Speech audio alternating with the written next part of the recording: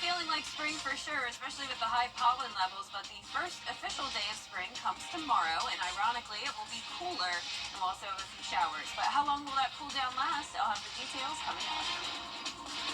Right now on News Channel 6 at 7, Richmond County's new sheriff, a second month on the job, what he is saying about the recent officer-involved shooting. And the South Carolina Department of Transportation is discussing future goals.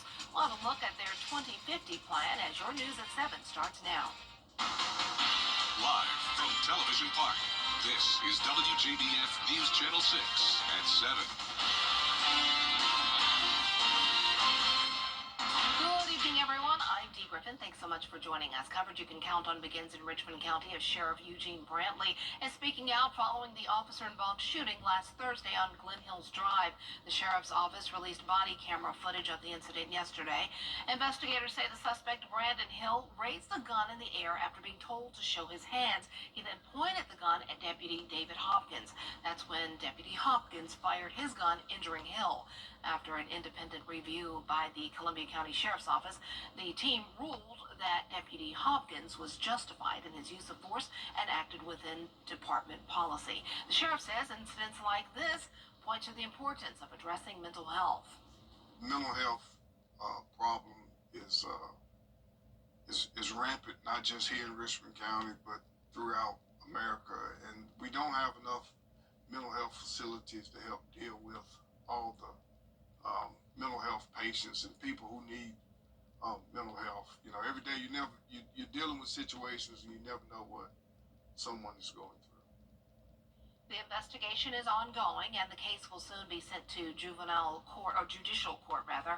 The sheriff could not provide an update on Hill's condition, but at last check, he was in the hospital in critical condition. Well, time now for a first look at our weather with Chief Meteorologist Jennifer Trotch. It was another pretty day. Yeah, lots of sunshine for us today, Dee, with breezy winds and warm temperatures. Right now on our Terry Lambert Hyundai Skyview cam, you can see some clouds now moving into Emmanuel County with the flag whipping back and forth. You can see the air quality is a little bit unhealthy at times today. That's because of all the pollen in the sky and also the controlled burns that we're seeing. A lot of fires here indicated by the red dots, and these are all controlled burns, but also, unfortunately, some fires that are not controlled, and that's because if you are burning outside, the fires can easily spread out of control, and that's with the relative humidity being so low and the gusty winds. So it's not a good idea to burn outside the rest of today. Relative humidity down to 12%, McCormick and Saluda, 16% in Augusta. Winds coming out of the southwest, sustained up to 10 miles per hour. Gusts will be up to around 25 later this evening. And you can see it is around 4 to 9 degrees warmer than yesterday, putting us in the upper 70s now, but still 80 degrees in Millen. Thompson, you're at 78, 77 in Aiken, 79 in Swainsboro. Wrightsville at 78 as well, and 77 in Crawfordville. Our satellite and radar is showing the cloud cover now taking over the CSRA, but will remain dry the rest of tonight, and then rain will be here by tomorrow morning. Now, it's going to be pretty mild tonight. You won't have to bundle up super much. You can see the temperature is dropping down to 60 by 11 p.m., and then our low is going to be only 51. So we're out of the 30s at least for now, but then check out Friday. A harsh wind chill in the morning, and that's because temperatures are dropping back down to the mid-30s, but when you factor in the winds, it will be feeling like the mid-20s. We warm up quickly, though, on Saturday, a great first weekend of the spring season, and I'll have more details on that with a look at the next 10 days coming up. Back to you, Dee. All right, thanks so much. We will see in a few minutes. Georgia's Attorney General recently met attorneys general from across the country to tackle the fentanyl crisis. Arjit Seshadri explains how. In an effort to make our community safer, Attorney General Chris Carr says the state needs to address the challenges posed by fentanyl overdoses. The CDC just came out with information in the last couple of weeks. Opioid deaths overall between 2023 and 2024 are down. In Georgia, they're down about 22%. That is good news. The bad news is between the ages of 18 and 45, the number one cause of overdose deaths is still opioids. Carr says the fight against opioids, drug cartels, securing our borders, and ending violent crime will prevent other types of violence as well. We've gotten some of the money in from the settlements that we entered into, the nationwide settlement that had to do with the distribution companies as well as some of the manufacturers. The AG says, thanks to several national settlements with opioid manufacturers and pharmacies, the state has secured around $1 billion to expand access to critical treatment, prevention, and recovery services. Over a period of time, we're going to get $1 billion. We have gotten a good chunk of that money that have already come in. Department of Behavioral Health has been deploying that money through grants that were applied for last year, and it's really a positive thing. As I've always said, if you are living in an urban or suburban setting and you're dealing with addiction or you're in long-term recovery, you have opportunities for recovery options. But if you're in exurban or rural Georgia, oftentimes you don't. So a lot of this money is going to recovery, it's going to education, and it really is saving lives. In 2023, the Drug Enforcement Administration seized more than 80 million fentanyl-laced pills and nearly 12,000 pounds of fentanyl powder. Over the past 2 years alone, the fentanyl seizures resulted in more than 600 million deadly doses. Reporting to the Georgia State Capitol, Archit Seshadri, Atlanta Bureau Chief. The pickup of hurricane debris in Augusta is scheduled to end this week, but there's a long way to go. The city says most West Augusta districts have seen their last pass, but this is where we found these large debris piles still standing. And what is really frustrating city leaders is that on some streets like Henry, large piles have appeared even after the street saw its final pass. This does. It irks me. It makes me very upset. Not sure who dumped this, but we have got to start doing something as far as finding people, holding people accountable. It could have been tree service from somebody's yard that comes over here and dumps this, but this is just wrong. Commissioner Rice says she doesn't see how all root balls and other debris can be picked up by Masters Week, which starts in 19 days. Well, the South Carolina Department of Transportation has a new plan for future improvements. Caroline Yaffa spoke with the State Department State Transportation Secretary. The General Assembly tasked the South Carolina Department of Transportation with making their Momentum 2050 plan. The plan's over 80 pages long, with its main focus being traffic. Yeah, it is a good ways off, 2050, but if we don't start funding and preparing and permitting now, we're never going to get there. The South Carolina Department of Transportation says the state has changed drastically since the last plan was made. DOT Secretary Justin Powell says after the COVID-19 pandemic, there have been 360,000 new residents who have come to the Palmetto State. And get this, they're expecting 1 million more within the next 20 years. The questions are not about the pothole anymore. It's I can't get across town like I used to, and those questions. Chairman of the Senate Transportation Committee, Senator Larry Groom, says they are committed to working with DOT on funding. We underfunded our roads for about 25 years. So for 25 years in a row, our roads got worse. And now that we're getting too good, getting a handle on that, now we need to understand we have to do more to be able to expand the network. Groom says it all comes down to safety. Our roads have to be safe, and any unsafe bridges have to be repaired now. And then we know others are aging out. So coming up with a schedule of what bridges get replaced when, that's essential, and having the revenue to do it. Another key issue addressed was railroad repairs and crossings. In Columbia, I'm Caroline Yaffa. Traffic's been a problem on West Martintown Road in North Augusta. Now a long-awaited solution is on the way. The traffic light at Knob Cone and West Martintown is finally taking shape. It's part of the second phase of the Parker Apartments development. While SCDOT has initially been hesitant, growth in the area has now made the light necessary. Officials, we all know how much traffic goes up Knob Cone, and it's the most important traffic is our young people's lives, right? But there had to be enough, SCDOT needed to see enough growth at exit 1, which is traffic of cars, to justify putting that light there. So growth is actually what got us a light there. Leaders say the light will be up soon, but there's no exact date yet, and they're just waiting on SCDOT to finish their part of the work. Well, still ahead, the Masters is less than 3 weeks away. How exciting. But now the city is preparing for the traffic. When coverage you can count on continues, we'll show you how. Happy Hump Day, Georgia. Pollen falling all over the Garden City is a sure sign that we are getting close to the Masters tournament, and with thousands of guests coming to the area, the other thing that's certain is much more traffic. Maria Smith has more on the 2025 traffic plan. Again, we prepared for that. We have We have the base plan that we always start with, and then we have several things that we know to do if this happens or that. For safety reasons and to help expedite traffic flow, we worked with the state, and they allowed us to install a temporary traffic signal, so we reinstall it every year. We're still working with them to see if we can make it permanent or not. I think it'll prevent people from having accidents.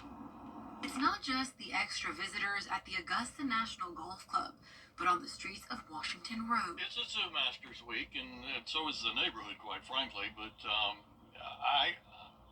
I'm for progress, and as long as they take the data that they use and utilize in the proper way, like I said, I just don't want to wait 15, 20 minutes to try to exit my neighborhood. Augusta Traffic Engineer Assistant Director John Usry says they use data from previous years to make improvements the following year. I think we've got a pretty good system in place. We know what to do.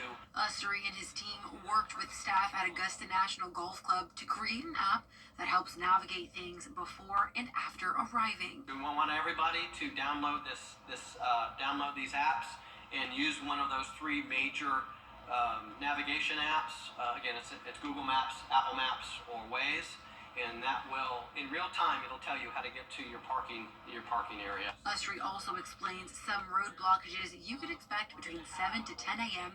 and 4 and 8 p.m. We're going to have traffic control up by the Surrey Center that says there's a road closed ahead, and anybody that is heading, again, northbound on Berkman's Road, you will not be able to get to that roundabout. We do this because there was a lot of background traffic in the past, and so they had to keep stopping the people that were leaving the parking lot. On a day like today, nearly 55,000 people traveled on Washington Road. During Masters Week, traffic engineers say that number doubles with ease. That's why this traffic plan is so important. And spring arrives tomorrow, but so will the cooler temperatures and a chance of rain. But as we head towards the weekend, it will be warm, sunny, and dry again. I'll have your full Viper 6 forecast after this break. From sweet to Volvo XC60 for only $522 a month. Save your gold and drive a new Volvo today. May the road rise up to meet you, and may you experience a Volvo that's smooth, sleek, and safer than ever before. From Augusta's exclusive Volvo dealer, Gerald Jones Volvo Cars. Insurance companies across our area are now using drones to inspect roofs without your knowledge, and many are canceling homeowner policies based on roof condition. Hey guys, it's Anna Christina here for Roof Savers.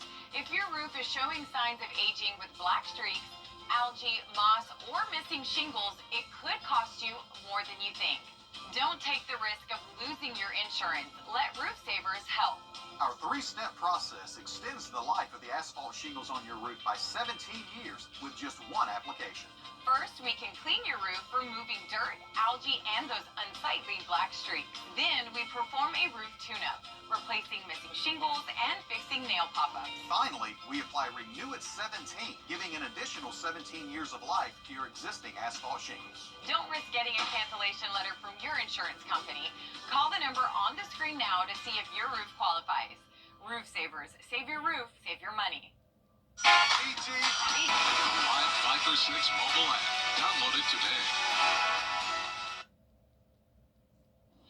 Now, your most accurate forecast with WJBF Live 5 for 6. Welcome back. This morning I visited First Baptist Church of Augusta and had an awesome school visit with the 3- and 4-year-olds. They were all so sweet. So this was the preschool group over there at the church, and the staff was wonderful as well. I enjoyed teaching the kids all about the weather, and of course I had to show them my tornado in a bottle science experiment and read them my favorite children's book about the weather. So thank you so much to First Baptist Church for having me. I hope to come again next year. Here's a look at our hazy sun setting on our Terry Lambert Hyundai Skyview cam. Because of the pollen and the smoke from all the controlled burns, we have a pretty cool view here.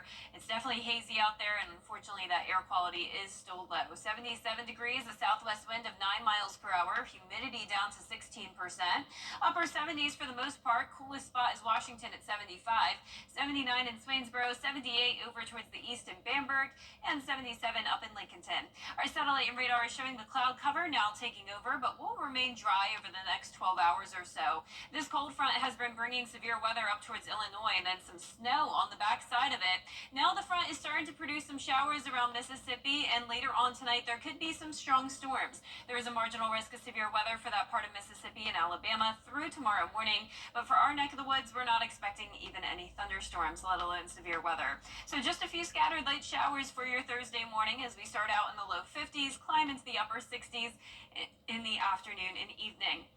Our futurecast tonight at 10 o'clock showing that south wind, and then by around 7 o'clock tomorrow morning, that's when we'll see some rain. Cold front is in and out of here, but the winds are not going to be in and out of here very quick. The winds are already going to start to increase tonight, and then it will stay windy through Friday morning with that harsh wind chill. But high pressure will be settling in, and that will keep us sunny for the next 3 days. So here's a closer look at home now. Thursday at 6 a.m., our northwestern counties start to see the spotty showers first. Then it's across the entire CSRA around 10 to 11 o'clock in the morning, and we're already dry by the lunch hour with the sun coming back out. But once again, the winds will still stay strong throughout the entire day, and we luckily don't have to worry about much rain, at least when it comes to the flooding threat. Notice the rainfall totals pretty much well under 1/10 of an inch, but we could use some rain to help out with our drought and of course all the pollen. But the winds are going to continue to move that pollen around. You can see they'll be gusting up to 35 miles per hour starting tomorrow morning, and then that lasts throughout the entire day. So even into Thursday night and Friday morning, still seeing those high gusts. So we actually have a lake wind advisory that doesn't start until 2 o'clock tomorrow afternoon, and that lasts until 8 a.m. on Friday. So the actual air temperature down to 35 on Friday morning, but when you factor in the wind, it could be feeling as low as around 25 degrees. But luckily after that, we warm up quickly. We're back into the mid-70s on Saturday, a beautiful sunny weekend. And then next week, we're not super warm. We're staying shy of the 80-degree mark, but we'll see lots of 70s with a lot of sunshine as well. Back to you, Dee. March 19th through 20th, Lionel Smith Limited. The WJBF Live Viper 6 Skyview Network is sponsored by Terry Lambert Hyundai. Low prices, big selection, and committed to quality customer service. You've heard the saying, all superheroes don't wear capes. Well, I got the chance to meet a local woman who is a superhero in more ways than one. Casey Willis is one of our new remarkable women. As a real estate professional and senior loan officer, Casey Willis has spent her career bringing joy and making dreams come true. Being able to put someone in a home for the first time or the fifth time, there's no better feeling because it's a huge thing to them. And so to be able to know that I can be a part of that and make that happen, you know, it's just a feeling that you can't replace with anything else. It's joy. Helping others is in her blood. Well, as I grew older, I met my husband. He was in the military, and his father was in the military, his brother.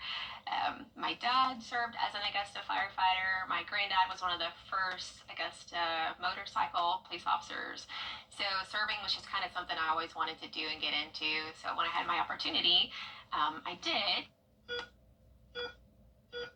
But a family medical emergency ignited the passion for serving and bringing happiness on another level. My husband's brother had a little baby, and when he was born with HLHS, which is a condition where your left heart does not fully grow. So as soon as he came out, he was immediately put into open heart surgery. My husband went to Philadelphia where he had surgery at and stayed for a while, and he just experienced a lot of sadness, unfortunately. So when he got back home, he said, you know, what can I do more to volunteer to brighten up people when they're going through a really hard time? She turned her superpower of making others happy into being a superhero. Rogue from X-Men. Casey joined the local group that dresses up and visits area children, bringing happiness, replacing sadness due to illness. But one particular that we did was at World Down Syndrome Day. This little boy, he was a teenager. So when he recognized me, he just got super excited as Rogue, and he wanted the hugs, and he wanted to walk with us. And of course we did all that. It just made his day. Well, we ran into him at 2 separate events. I was not in my costume at that point, but he remembered and ran up and gave me a hug at both separate events where, again, I was not in the costume, but he was there, and it just really let me know that we made a connection. She says those connections not only help others, but it provides inspiration for herself. It just reminds you sometimes that what you are doing does make a difference. While bringing joy and serving have been major components to her success, Casey says there are different paths, but a little fun can take you a long way. Don't take yourself so serious, because in the beginning we think that, we have to be super professional and all the time 100% on as a woman, and you can't kind of step out of that. But when you do is when you really open up yourself to who you are, your personality. You get to meet other people that are like you, or people that are just fun to be around that you never thought would be before. So give it your best, because it's always enough, and have fun whatever you do. Be kind, be thoughtful, and just do your best at everything, and everything always comes back to you. Casey, on behalf of Goodwill Industries of Middle Georgia and the CSRA, we are thrilled to honor you as our woman to watch. And this month, we are featuring 2024 Women to Watch who are finalists for our Remarkable Woman Award. The winner will be announced during the first week in April. She will then be flown to Los Angeles for a special trip and the announcement of the ultimate Remarkable Woman chosen from entries across the country. I'm Rick Buzz. The News Channel 6 mobile app is now even better. Download it today. This is going to come as no surprise to anyone who knows and loves dogs. A new study proves that playing with dogs for just 15 minutes can significantly reduce a person's stress. Researchers tested it out on stressed out students. After playing with the pups, they had reduced heart rates and lower cortisol levels in their saliva. That's the stress hormone. But get this, the dogs had their cortisol levels tested too, and the playtime was just as beneficial for them. I'm just smiling at all the dogs because it made them less stressed too. They like playing with the humans, and the humans like playing with the dogs. Oh, the dog days of summer are definitely coming.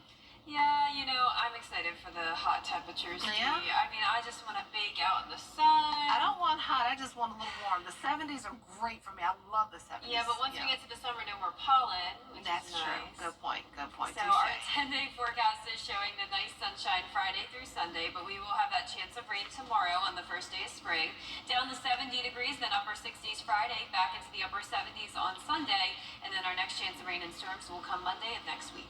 All right, well, thanks so much, and thank you for joining us. Our next newscast continues at 10 on MeTV. Entertainment Tonight is next. Have a great but safe evening.